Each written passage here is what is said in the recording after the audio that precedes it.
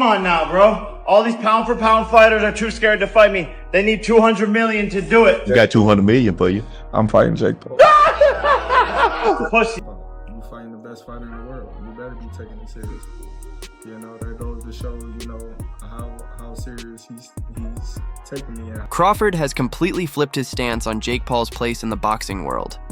Now that he might even replace Tank, Crawford's made it clear he'd take the fight if the stars align. This shift comes after years of dismissing Jake as someone unworthy of stepping in the same ring as real pros. At first, Crawford couldn't stand what Jake represented, a YouTuber walking into boxing, raking in millions, and calling out fighters who dedicated their entire lives to the sport. To Crawford, Jake was nothing more than a sideshow, someone turning a sacred craft into cheap entertainment. He once blasted him as disrespectful to boxing, a sport built on discipline, patience, and years of relentless grind. Much with that right hand, like I seen him, you know what I mean, up close in person. Like, dude is big.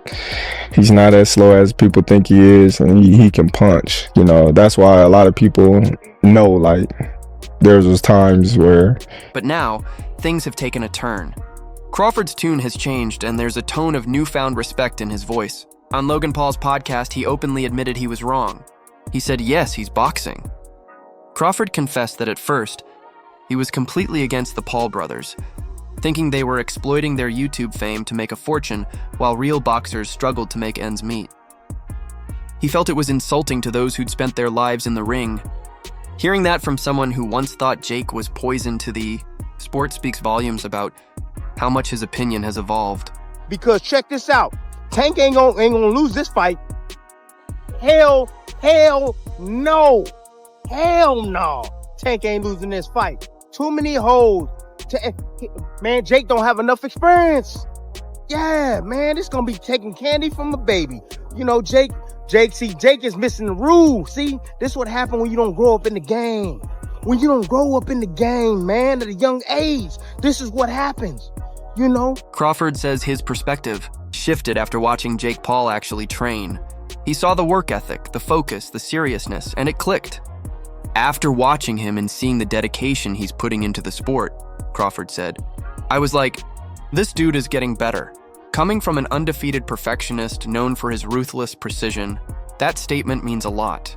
Crawford doesn't hand out compliments easily, so his acknowledgement that Jake's improvement is real shows how genuine this change of heart is. He's not calling Jake elite, but he's admitting the grind is real. Ryan Garcia fights for DAZN, and Jake Paul fights on Netflix. I mean, that's pretty much the bottom line.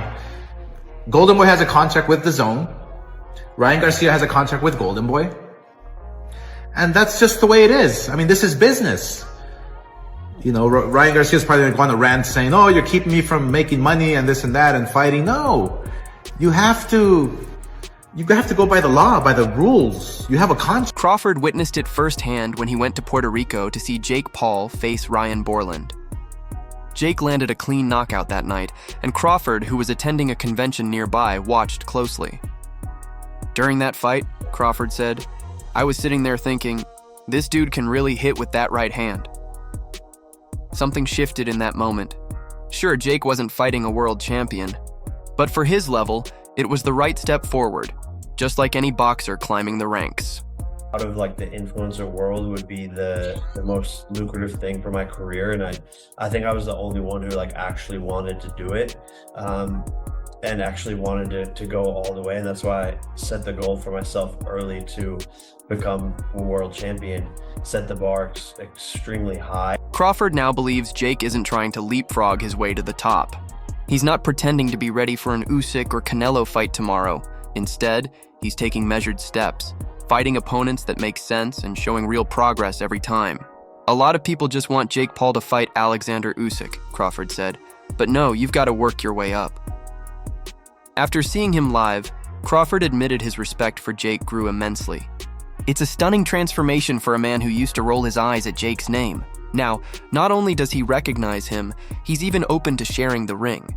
And with Gervonta Davis possibly out of the picture, that opportunity looks more real than ever. Napping, all sorts of crazy stuff, guys. If this is true, Just talk about just fumbling the bag. One of the biggest financial opportunities of his career, and he's about to ruin it. It's being reported that Jake's team is offering Ryan Garcia as a replacement for a December. Classic Jake, confident, calculated, and always ready to sell a fight.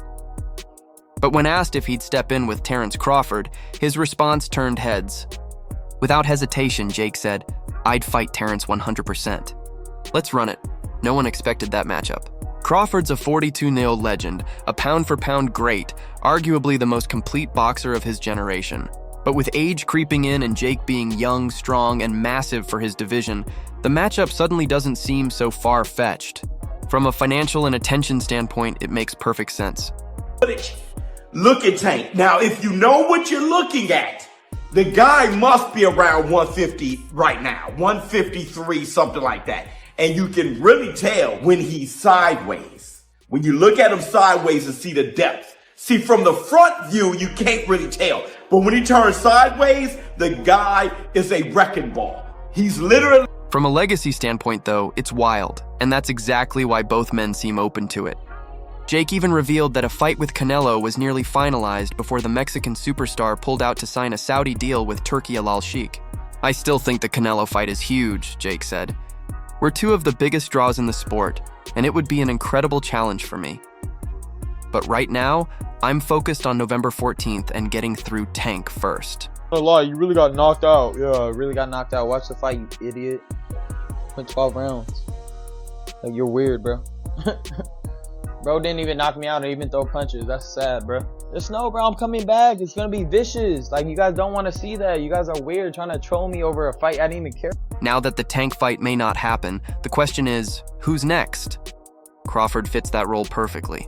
He brings credibility, legacy, and technical brilliance. Jake brings the hype, numbers, and mainstream pull. Together, they'd light up the boxing world, drawing millions of viewers.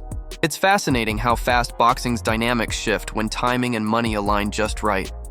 He's 5'5" with a 67-inch arm reach. But as you can see here, he's working on his versatility. He's now working on fighting orthodox. He's naturally a southpaw. Now he's working on fighting orthodox. Just a year ago, Crawford wouldn't even mention Jake Paul's name in a boxing conversation. Today, he's saying, "If everything aligns, I'd take that fight." It's no longer an absurd idea, it's business. And it's easy to see why. Crawford's already achieved everything. Undisputed in 2 divisions, flawless record, and universal respect. There aren't many fights left that excite fans or pay him what he's worth. A showdown with Jake Paul could break pay-per-view records. It's not about proving himself anymore. It's about seizing the moment and getting paid for his legacy. Jake Paul? Do I think he beats Jake? Yeah. I mean, There's a huge size advantage, though. it is, but I think Tank got the skills to make sure he come out on top. Do you think that Jake has gone better? Yeah, I think actually Jake got tremendously better from the time frame that he started till now. And in the right situation, I also could see him become a world champion. On Jake's side, the strategy is just as sharp. A fight with Crawford gives him legitimacy he'll never earn from beating another retired MMA star. Crawford is the real deal, the ultimate test. Even if Jake just holds his own or survives the distance, his reputation would skyrocket, cementing him as a serious player in boxing. It's going to happen with a 135-pounder going up against a 200-pounder. I think it's not a real fight. Jake just too big. Tank ain't gonna be able to get in from that jab. Jake land one good punch on. And then, another twist. Anthony Joshua's name enters the conversation. 2 former UFC fighters, including Nate Diaz, are already being discussed as replacements for Gervonta Davis.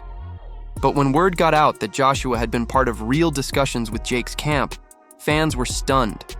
Eddie Hearn confirmed that talks for a Jake Paul vs. Anthony Joshua fight have indeed happened. Joshua's response? As bold as ever, just tell me where and when. Napping, all sorts of crazy stuff, guys. If this is true, I just talk about just fumbling the bag. One of the biggest financial opportunities of his career, and he's about to ruin it. It's being reported that Jake's team is offering Ryan Garcia as a replacement for a... What do you think? Drop your thoughts below and don't forget to subscribe for more breaking boxing updates.